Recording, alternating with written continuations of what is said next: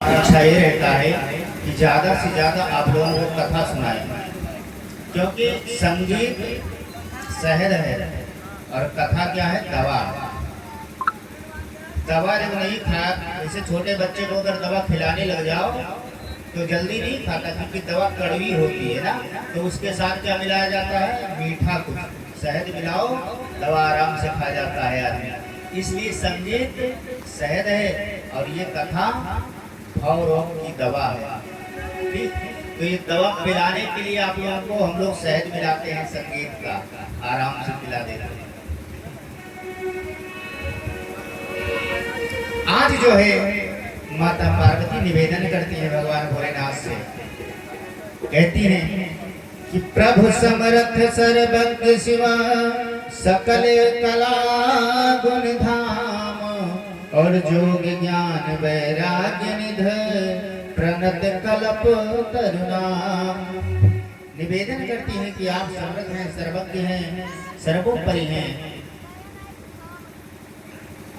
आपसे बढ़कर के कोई योगी, कोई तपी, कोई वैरागी नहीं हो सकता ना।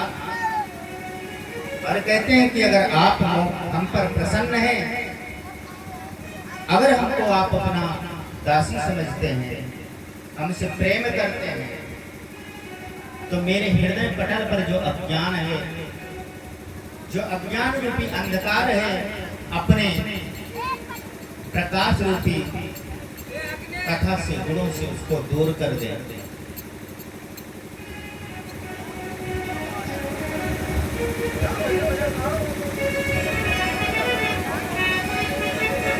कहती है मैया कि तो प्रभु हरा हो मोर अज्ञान,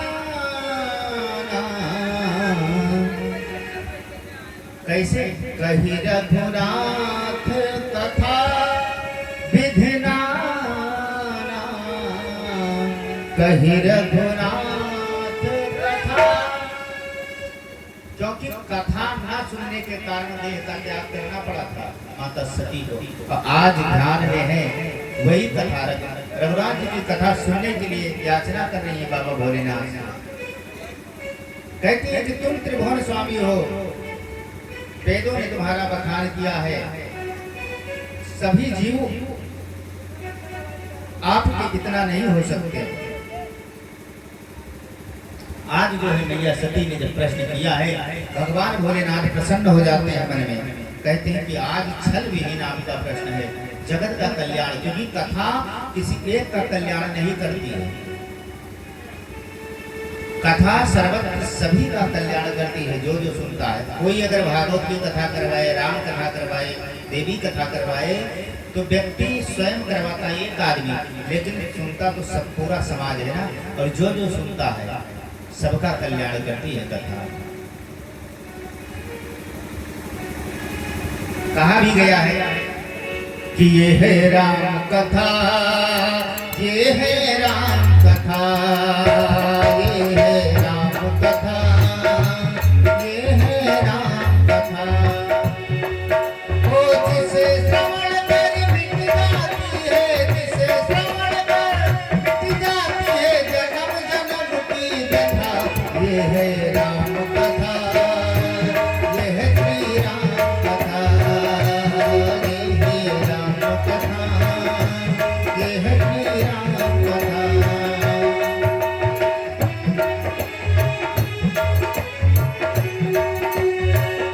इसलिए कथा सभी को सुनना चाहिए।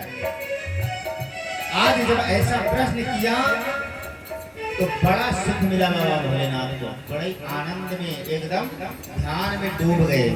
मगन ध्यान रस दंड जुग पुनि मन बाहर कीन, मगन ध्यान रस दंड जुग,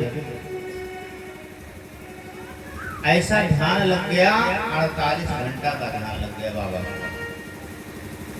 अब कहीं कोई कथा सुनने जाए, अगर व्यास जी 10 मिनट आंख मूंद करके बैठ जाए तो कथा सुनने वाले सब चले जाएंगे, कहें कि महाराज जब सो रहे हैं तब कहाँ सुनेंगे कथा।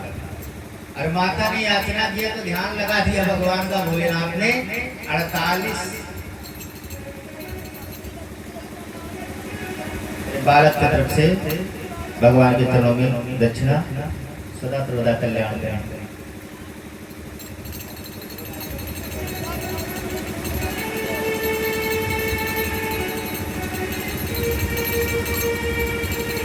जब आंख खुली तब आज भगवान भोलेनाथ श्री सीताराम जी की कथा का वर्णन करते हैं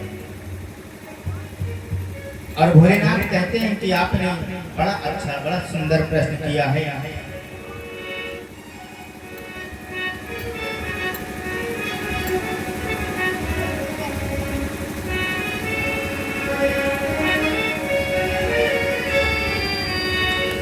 कि पूछो रघुपति कथा प्रसंगा सकल लोक जग पावनी गंगा सकल लोक जग पावनी गंगा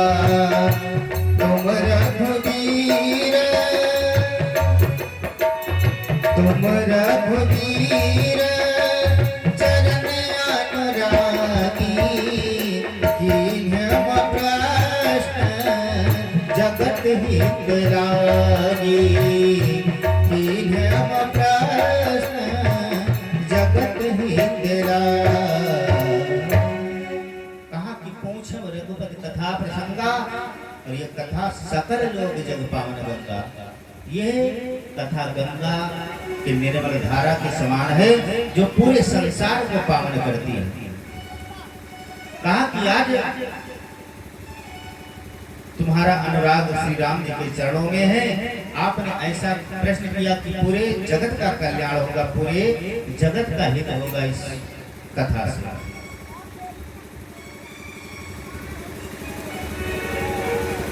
कहते हैं परम पूज्य गोस्वामी तुलसीदास जी ने वर्णन किया है कि नैनन संत दरस नहीं देखा, लोचन मोर पंख कर लेखा। अगर भगवान ने हमको सुंदर सुंदर आंखें दी हैं और इन आंखों से अगर किसी संत महापुरुष का दर्शन न मिले तो समझ लीजिए यहाँ कैसे हैं, मोर के पंख के। मोर का पंख आप लोगों ने देखा होगा, उसमें कितनी आंखें बनी होती हैं मोर के पंख में, लेकिन क्या उन आंखों का कोई उपयोग है? नहीं है ना, केवल देखने के लिए बना है, उससे देख नहीं सकता है।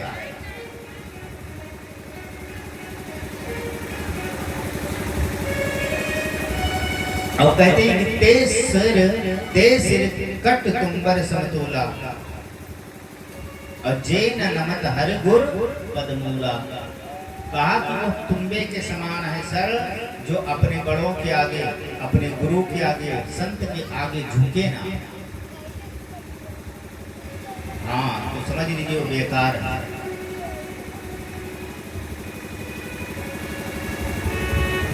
कहा भी गया है राम के बिना, हरि नाम के बिना जन जानी जिह्वा पापिनी, हरि नाम के बिना जन जानी जिह्वा पापिनी, हरि नाम के बिना।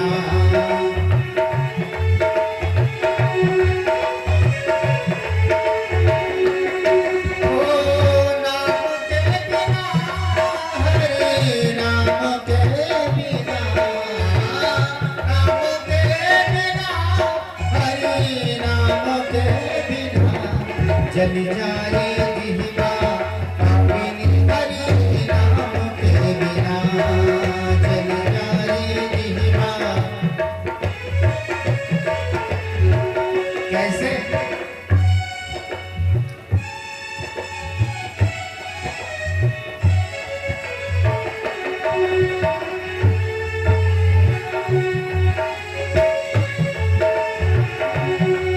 कहा गया गिरवर तो तरवर बिन सोना, तरवर पात बिना। गिरवर तो तरवर बिन सोना, तरवर पात बिना। और ए मंदिर तो दीपक बिन सोना, मंदिर तो दीपक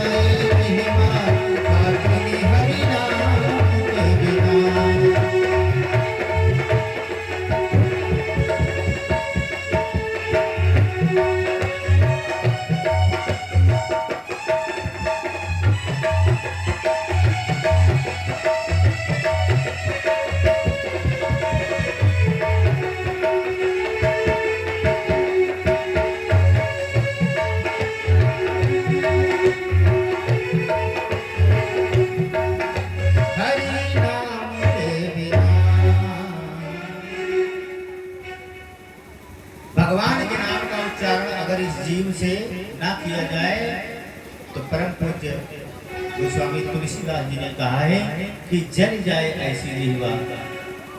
पापिनी है वो जीवा जो हरि के नाम का स्मरण ना करे। आज भगवान भोलेनाथ श्री सीताराम जी के युगल चरणों का बाल रूप का ध्यान करते हैं और कथा में प्रवेश करते हैं। कहते हैं कि भगवान इस धराधाम पर अपने भक्तों का कल्याण करने के लिए आए और अपनी लीला का स्मरण किया यहीं पर और अपने भक्तों को आनंद दिया, दुष्टों को संहारा और संतों को दर्शन दिया। कहा कि आखिर आना क्यों पड़ा? मैया पार्वती ने प्रश्न किया कि आखिर उनको इस लोक में आना क्यों पड़ा? क्योंकि वो तो स्वर्ग के मालिक हैं, स्वर्ग के राजा हैं। आखिर क्यों आए यहाँ? तो कहा कि अपने भक्तों का मान रखने के लिए। कहा कि वो कैसे बताते हैं कि नारद श्राप दीन जग बारा, नारद श्राप दीन जग बारा।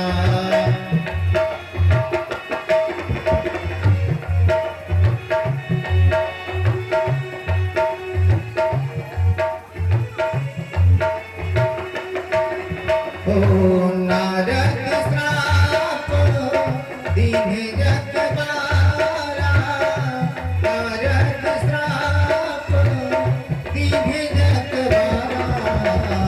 कलप रे लग अवतारा, कलप रे लग अवतारा, लग अवतारा।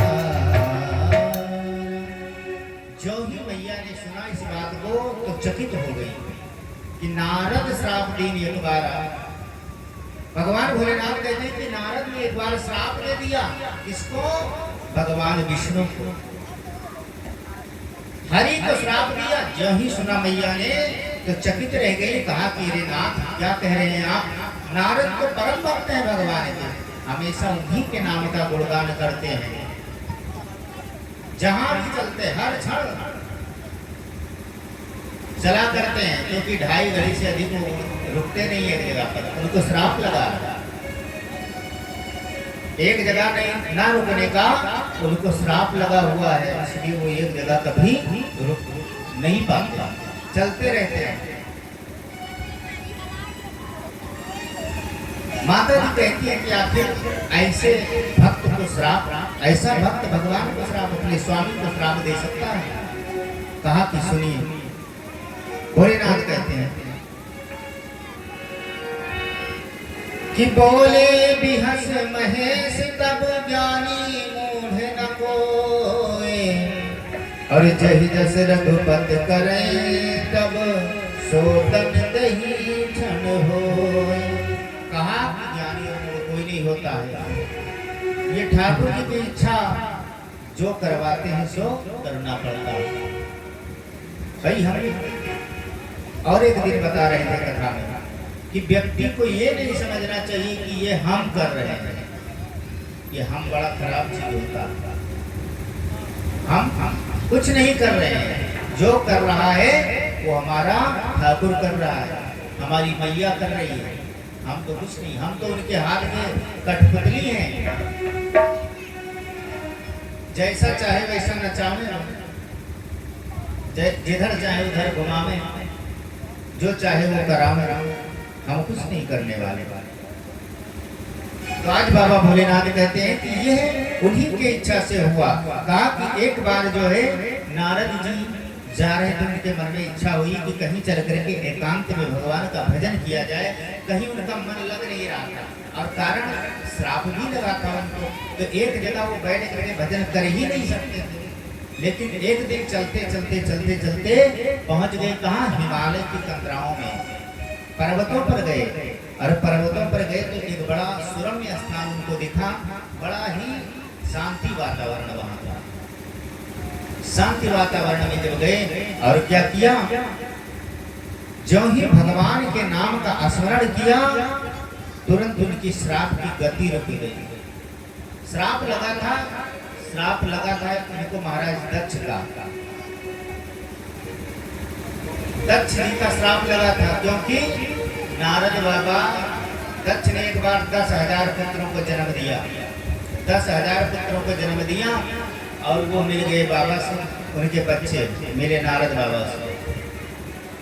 नारद ने देखा तो महाराज का आदेश हुआ था दक्ष जी का कि जाओ तुम सृष्टि की रचना करो, इसमें सहयोग करो, अपने बच्चों को आदेश दिया।